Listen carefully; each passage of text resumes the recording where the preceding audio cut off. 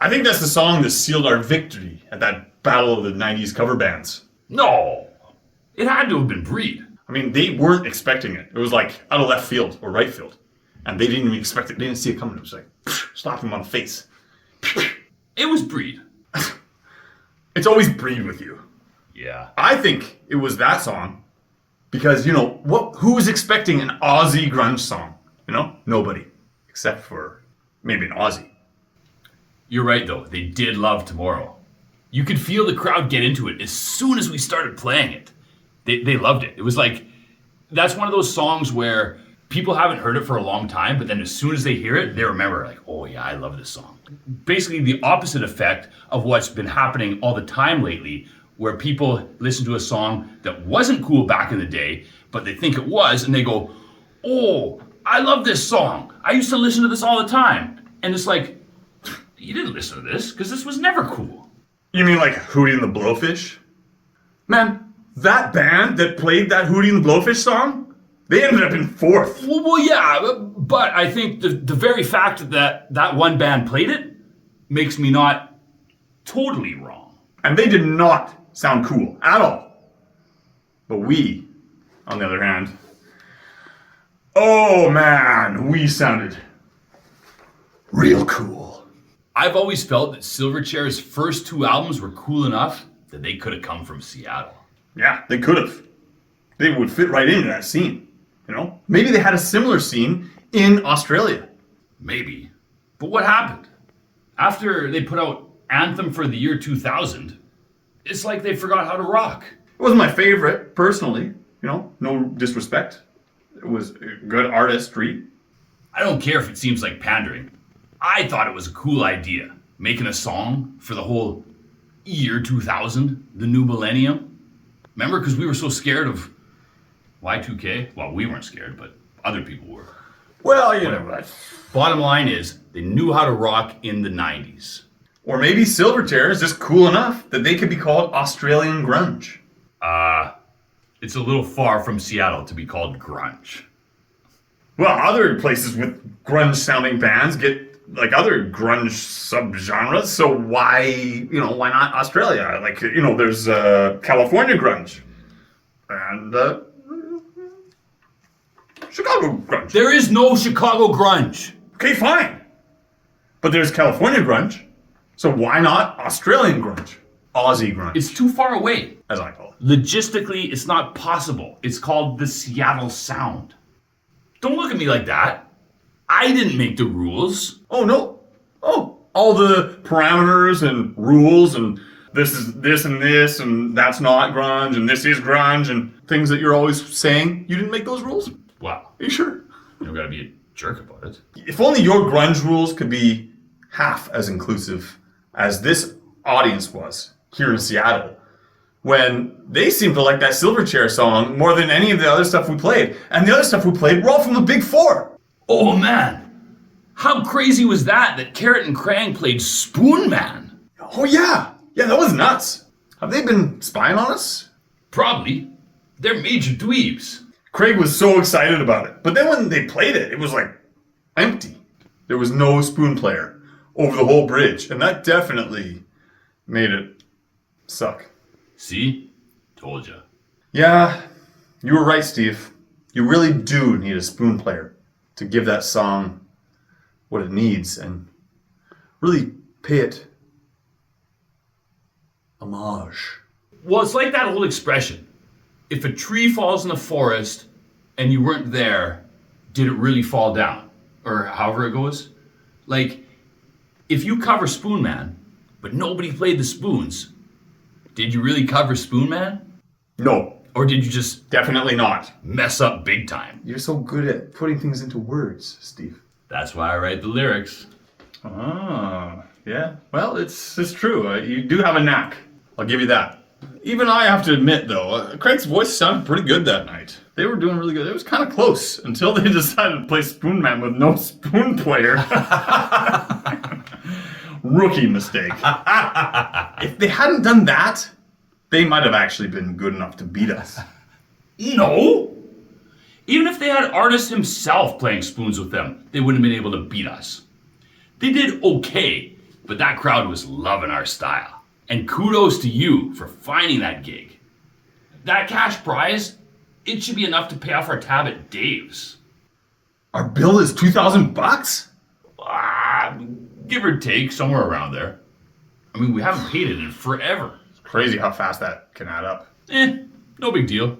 We got cash now, so we can pay it. I mean, I play a lot of pinball there. Yeah. I love it. We both do. But it's worth it, though. We're human. But, yeah, I didn't realize it was getting that high, you know. Whatever, man. We got money now. No harm, no foul. But that is such a fun pinball game. Terminator? Yeah. It's the coolest pinball machine they ever made. That's why I'm saying, don't beat yourself up over it. We got the cash. We'll go pay our tab tomorrow. Well, I'm not using my half of the money for that. But you bought half the stuff.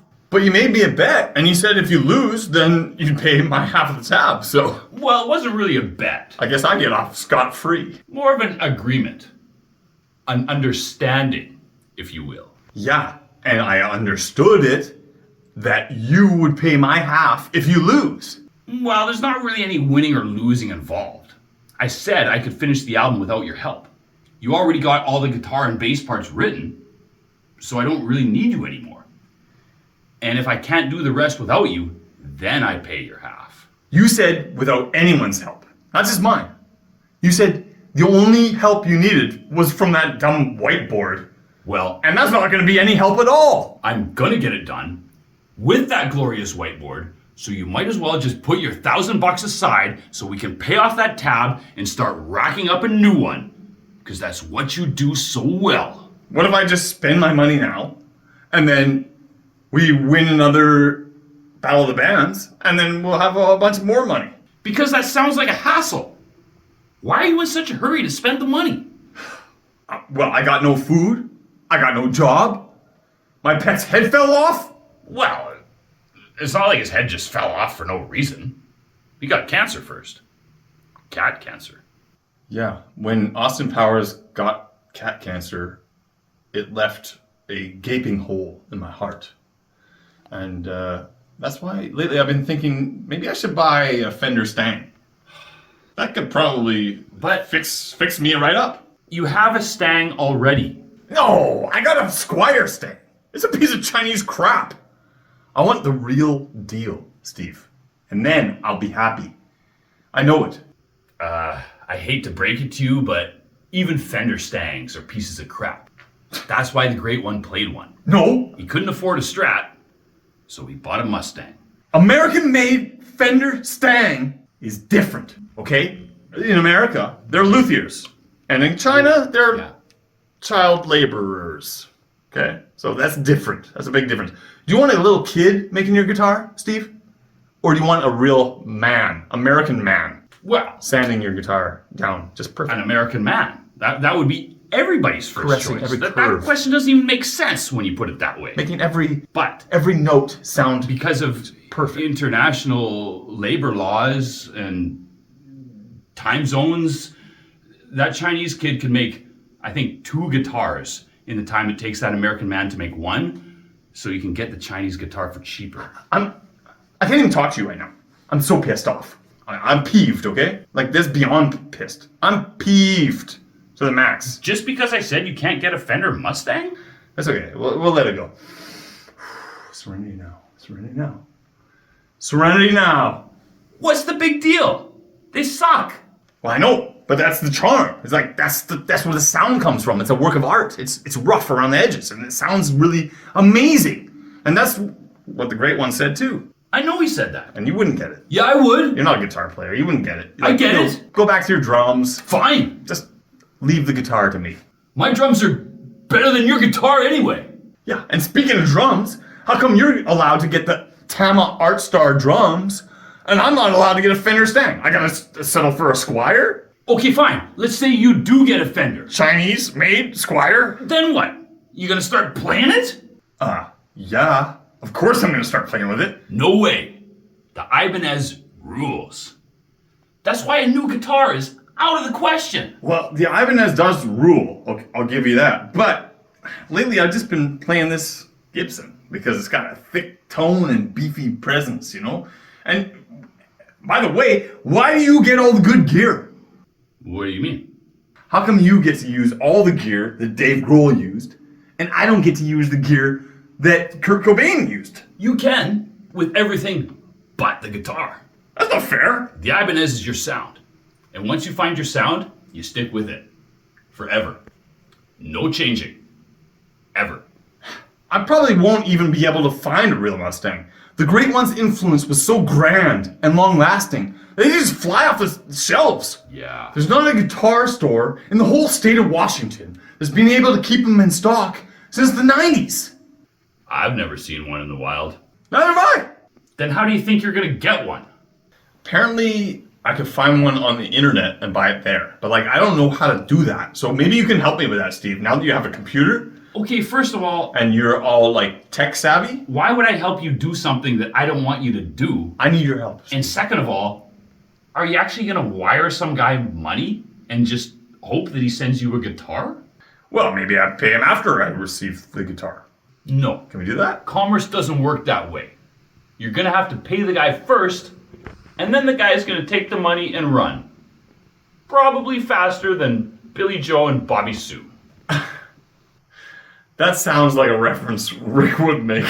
Oh. Really? Not cool, bro. Not cool. Speaking of Rick, I think he might be onto us. Onto what? What are you talking about? You know. We didn't do anything wrong. No, we didn't do anything wrong, but technically we violated the rules of 90s Night, which coincidentally is something I've given a whole bunch of other bands crap for, which kind of makes me a big-time hypocrite. Yeah, so we did do something wrong? Did I get the label of being the dumb one just because I'm the drummer? Oh, because you are dumb. Do I have to spell it out for you? Rick figured out that we've been slipping in original songs into our set list of covers every week. What? How could he possibly figure that out? There's no way he could know that those are our original songs. It sounds like he reverse engineered us. You know how before we play one of our original songs, we tell the audience that we're about to play a cover from some obscure band and then we just make up a name? Yeah, of course. And we say that they broke up in the late 90s? Yeah, of course I remember the foolproof plan that we execute perfectly and flawlessly, week in and week out. Apparently we weren't flawless enough. Rick looked up all those bands that we mentioned on the internet, and he knows that none of them ever existed. You know, it's not fair that he can just look up information on the internet and find out what's true. That's not fair. How can we fool him if he can just go on the internet and then find out, oh, it's not a real band? Life was so much easier before this damn internet. I know Rick's got a lot of time on his hands, but even he can't comb the entire internet. Rick, he's a slippery one. I don't know why this stuck with me, but I remember back in computer class, Gary told me that even the most powerful search engines like Alta Vista won't find everything on the internet. That's why we hear about Google so much now. You googly. That's what they mean when they say, Google it. Yeah, but these made-up bands, they predate the internet. So, if we say they broke up before the internet was a thing, who's to argue with us that they ever existed or not? Nobody knows, nobody should know. Nobody can argue with us, as far as I'm concerned. It just doesn't make any sense. I wouldn't have seen this coming either. But apparently the reason why Google is never wrong is because it can find everything. There's just no way. I mean, Google can't be right 100% of the time. All I know is, if it can help Rick see through this, They don't know everything, I don't see how we could see through bulletproof plan of ours. and they will never know everything. It's valid enough. Results are results. So if we're found out, we're exposed. Did we lose the headlining spot? I don't think so. Oh no. He fired us? No. Well, what did he say? Nothing yet. He left a message on the answering machine. Really? I gotta call him still. You haven't even talked to him? Well, no. I haven't made up the lies I'm gonna tell him yet. Well, you should tell him, like, those songs, you know, we heard, they were bootlegs. Tell him they're bootlegs. Yeah, I might tell him that. I got plenty of time.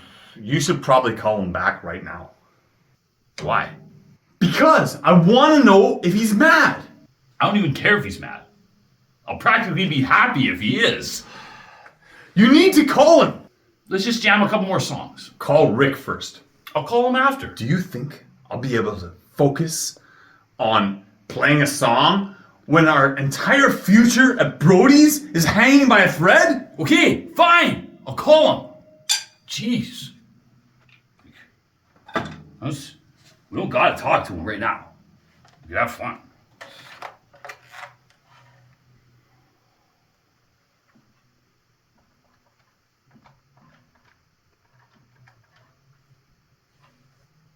Yeah, like, I don't know. He's probably not even gonna answer right now. Cause oh, hey, Rick?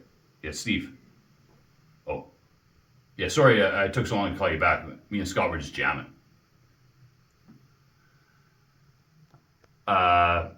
No. Yeah.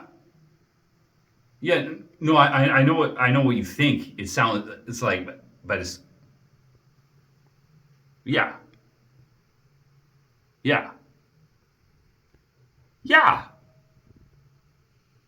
Okay. Bye. That was kind of weird. Was he mad? Are we fired? No. Not only are we not fired, but he thinks we should make an album. What a dorkweed. I know! We already are.